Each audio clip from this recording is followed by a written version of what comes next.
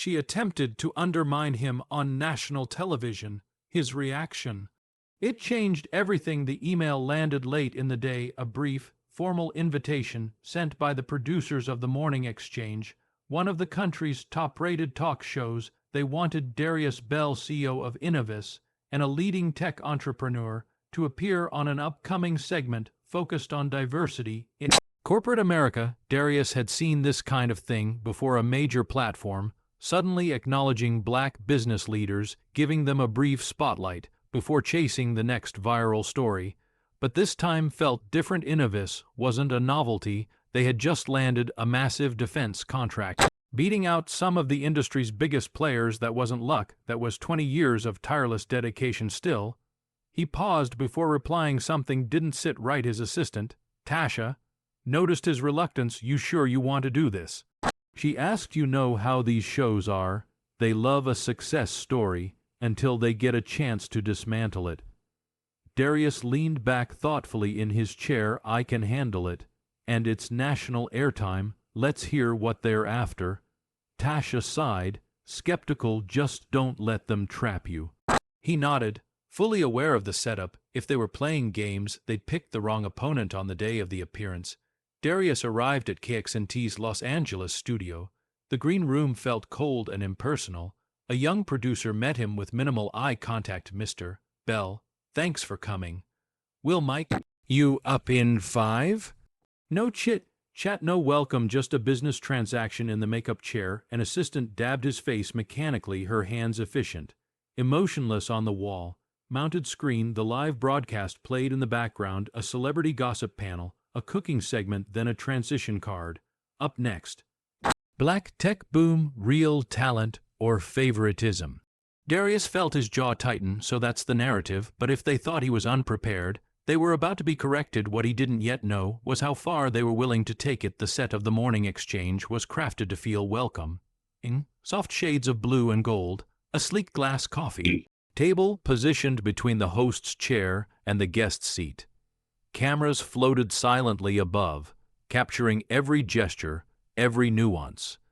Darius smoothed the front of his suit jacket as he sat down across from Madeline Royce, the show's lead anchor. She was a veteran journalist known for her sharp, probing interviews. Though she smiled, it lacked warmth. Darius Bell, she began, her tone polished and professional, CEO of Innovis, a real American success story. Darius offered a courteous nod. Thanks for having me. Madeline leaned forward slightly, shuffling her cue cards. Let's dive right in. Your company recently secured a $200 million government contract, outcompeting some of the most prominent tech giants. That's quite an accomplishment. Darius had seen this setup before. Build the subject up with praise to establish credibility before moving in with the real line of questioning. He replied evenly. It was a rigorous selection process, but we did the work. We created a security encryption platform that outperformed the rest. That's all there is to it. Madeline crossed her legs, her tone still smooth. Some have described it as groundbreaking. She paused briefly, but not everyone agrees. Darius stayed composed. Go on. She picked up one of her cards and read aloud.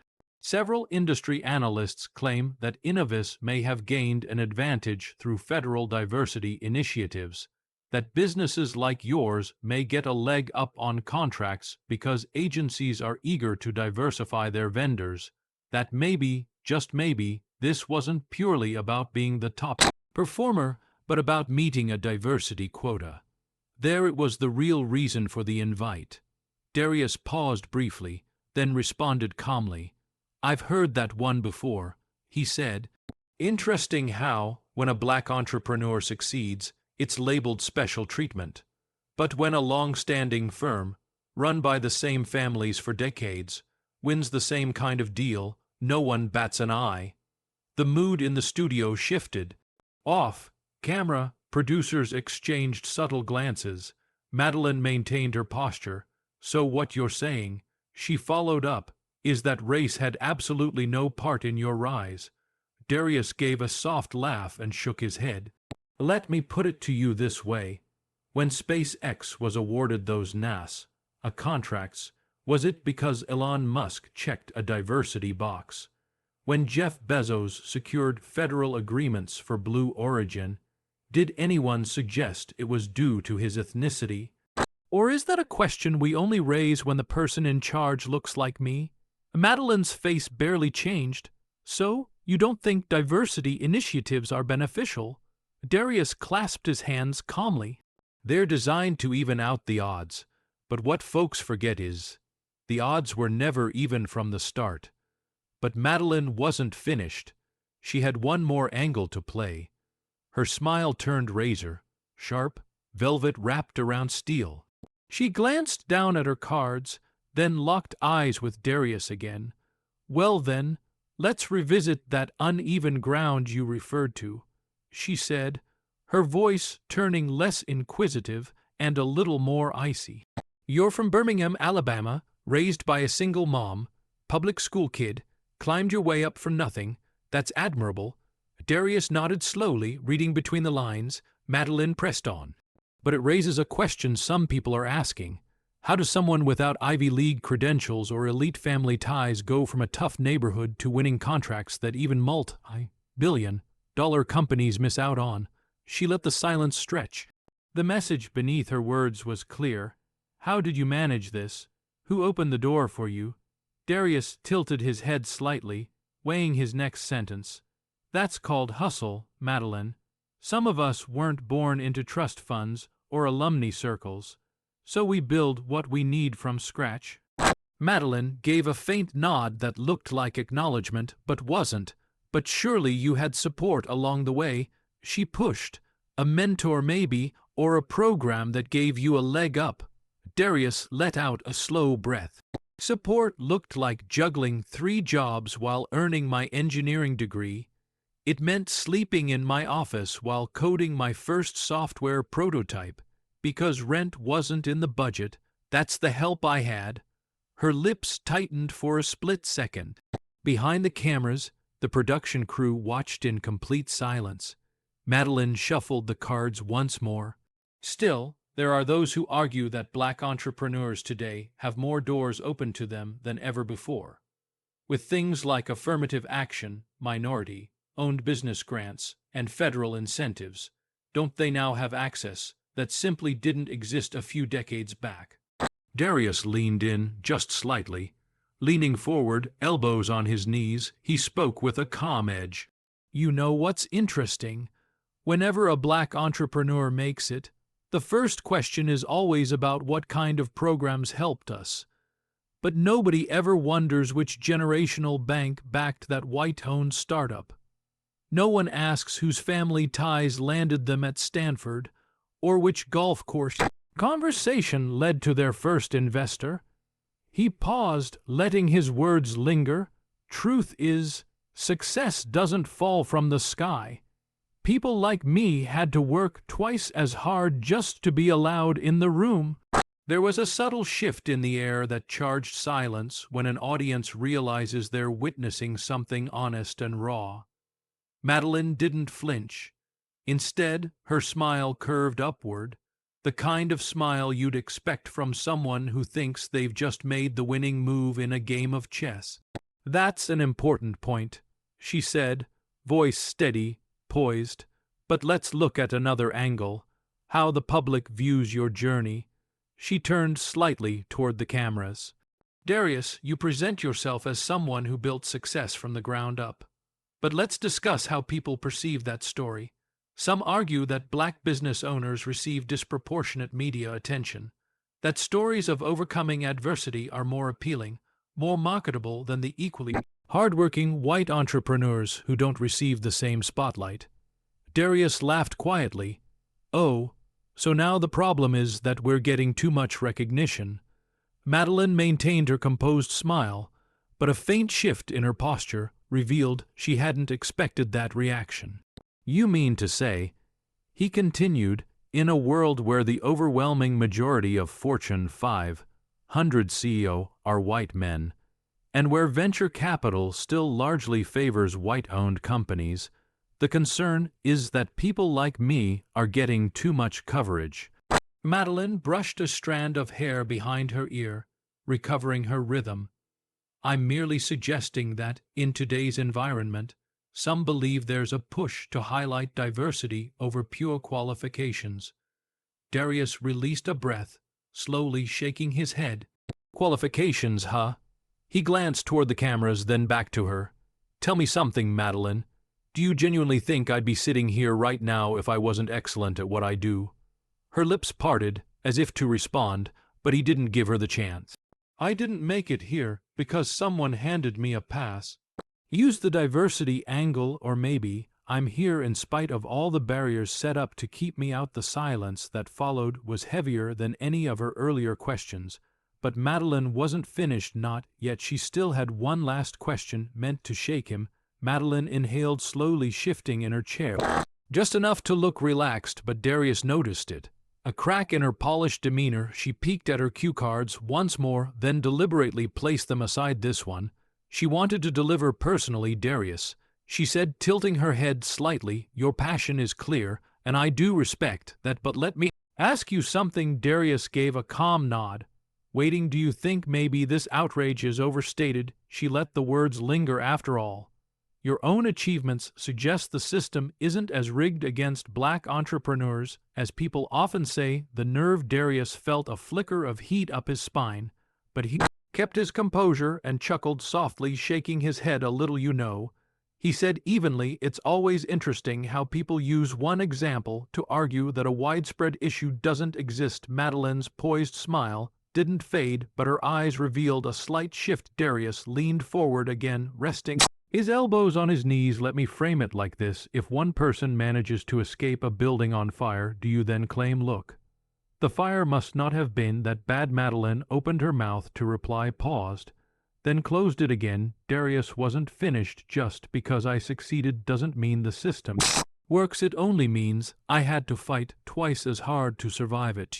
He let the silence sit. Even the production crew had gone still. Madeline adjusted her position, clearly reaching for something steady. I hear what you're saying, but let's shift the conversation slightly. She turned back toward the audience, her voice now carrying that carefully balanced tone meant for smoothing tension. Some people argue this isn't even about race, she went on, that maybe what you're feeling is more about anger toward big corporations.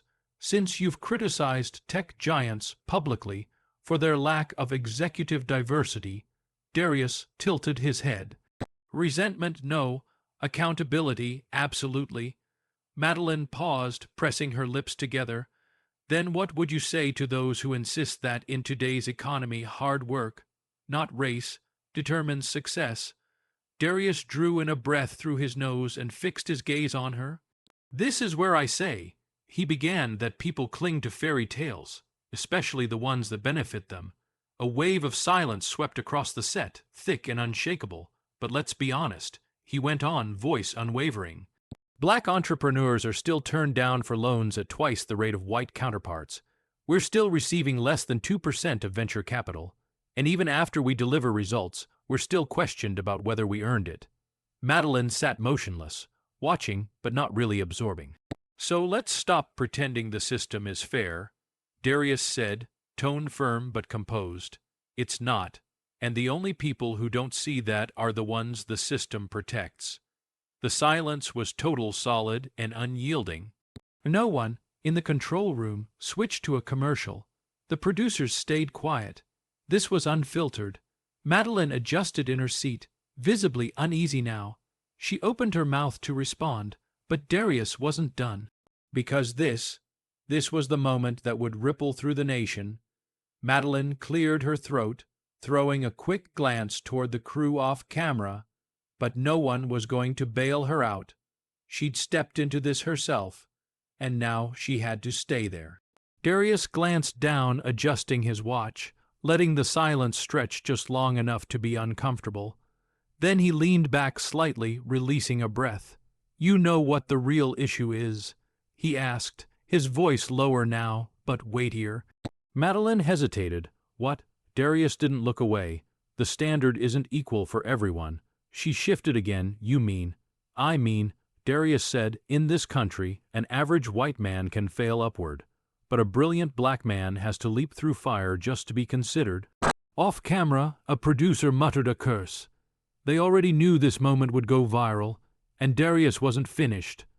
A white CEO, he said, can run a company straight into the ground, drive a company into bankruptcy, cut thousands of jobs, and still land a new executive position somewhere else. But let a black CEO post 1 week quarter, and suddenly it's used as proof we were never fit to lead. Madeline began to respond, but he wasn't through, and the irony. Darius let out a dry laugh. When we actually succeed, people like you sit across from us and ask if we got here thanks to some special advantage. The room froze. Madeline's jaw tensed.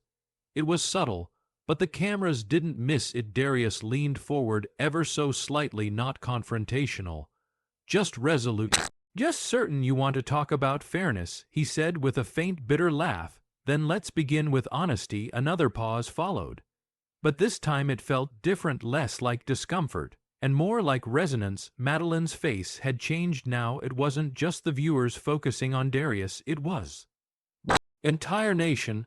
And then he turned his body slightly, gazing directly into the lens. I know what some of you are thinking right now, he said. Some of you are nodding, because you've been here, you've lived this. His stare didn't waver. And others, you're frowning, arms folded, telling yourselves this isn't real, that I'm playing the victim, imagining all of this. He pressed his lips together for a breath, then added, but deep down you know, I'm telling the truth. The room held its breath, not a sound. Then the producer's voice buzzed through the speakers. Okay, we're going to take a short break. Madeline pulled a tight, polite smile. Will return shortly with more. The broadcast cut, but the spark had ignited within an hour.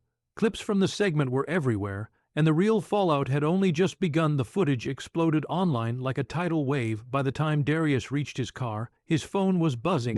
Non-stop texts, missed calls, and alerts pouring in. Twitter erupted. Darius Bell just called out mainstream bias on national TV. This hit hard. Hashtag truth hits home. The way he looked in that camera and spoke gave people goosebumps, and Darius Bell wasn't wrong, though not everyone agreed. Here we go again, another wealthy guy pretending he's oppressed. Cry me a river. Quit the victim narrative. Wow, this guy just showed why companies hesitate to hire so-called activists. Keep playing the race card. Hard work still wins. Merit counts. Within the hour, cable news had picked up the segment. Some labeled him courageous. Others painted him as aggressive and confrontational. By midday, the Morning Exchange issued a carefully phrased public statement. We support respectful dialogue and a range of viewpoints. Although today's discussion became more charged than anticipated, we remain committed to fostering honest conversations. Darius let out a laugh after reading it. Fair, he muttered. Right. His assistant Tasher rang a few minutes later, her voice a mix of amusement and disbelief. You realize you've just lit the internet on fire? Darius rubbed his forehead. Definitely not what I was aiming for. Well, congrats, she replied. You're now the most discussed entrepreneur in the country. He said nothing. He already knew what came next. Viral clips don't stay in their lane. They turn into battlegrounds, and the next couple of days were about to turn chaotic. This wasn't just about him anymore. By the next morning, the situation had exploded far beyond Twitter. News networks debated it live on air. Think pieces saturated every major outlet. Everyone had something to say. Fox News, is Darius Bell the poster child for corporate entitlement? CNN, Darius Bell's viral interview, a challenge to the American dream. Business Insider, what Darius Bell's moment tells us about race and climbing the corporate ladder. Meanwhile, Madeline Royce scrambled into damage control. On her show the following morning, she delivered a poised, well-rehearsed statement. I have great respect for Mr. Bell and his achievements, she said, but I don't regret my questions. It's my responsibility as a journalist to voice what the public might be thinking. If the questions cause discomfort, that only underscores their importance. Translation, she wasn't retreating. Darius sat watching the broadcast from his office, shaking his head. Tasha sat across from him, scrolling through the flood of emails. "You know," she said, "we just got a wave of new investor interest. People suddenly want in." Darius raised an eyebrow, half smirking. "Let me guess. Same ones who ghosted us last year." Tasha shrugged. "Looks like stirring the pot is good for business." But not all the reactions were positive. A few clients withdrew. A major corporate partner abruptly chose to reassess their involvement. Then came the threat. C-mails, voicemails, even a suspicious, unmarked box left outside the Innovius offices. Inside was just a single sheet of paper, bold letters across it. Enough. Tasha's face darkened as she read it. "You need security," she said. Darius exhaled slowly, pressing his fingers against his temples. He'd expected this. Whenever a black man speaks with too much clarity, too much confidence, this is often the price. But retreating was never an option, and now he faced a decision. Would he let the backlash mute his voice, or was this the start of something greater? Darius sat alone in his office, gazing at the cityscape through the massive glass windows. The past 3 days had been chaos, praise, outrage, threats, and unexpected opportunities. He thought about who he once was, that boy from Birmingham, the one who had to scratch and claw for every sliver of progress, who watched others be welcomed while he stood outside closed doors. Now he found himself in the eye of a storm he hadn't asked for but couldn't turn away from. Tasha entered, her expression unreadable. "We just got a proposal," she said. Darius arched an eyebrow. "From who?" She placed a folder in front of him. "A network. They want you to do a televised special, a deep one, on race, business, the system." Darius let out a quiet breath. "So now they want to hear what I have to say." Tasha gave a faint smile. "Apparently so." Then, after a moment, "What do you want to do?" He leaned back, thinking. He could stay silent, let the noise fade, focus on the company, or he could seize the moment, not for clicks, not for fame, but to speak truths people constantly try to avoid. Darius opened the folder, skimmed the contents, then closed it. He looked up at Tasha. "Tell them I'm in." She raised her eyebrows slightly. "You're sure?" He nodded once. "Yeah, but it's going to be on my terms. Because if they were going to shine the spotlight on him, he'd be the one deciding what they saw." Darius Bell's viral moment wasn't just another trending clip. It was a wake-up call. It ignited a long, avoided discussion about race, about who's allowed to succeed without suspicion, and who faces interrogation simply for succeeding. Some labeled him an activist. Others dismissed him as arrogant. Many called him right. But one thing was clear. The world couldn't ignore him anymore. So now the question is, does success mean following the rules of a system that's always been tilted? Or does it mean breaking that system apart and rewriting the rules entirely? Let us know what you think in the comments. And if you believe more stories like this need to be told, don't forget to subscribe.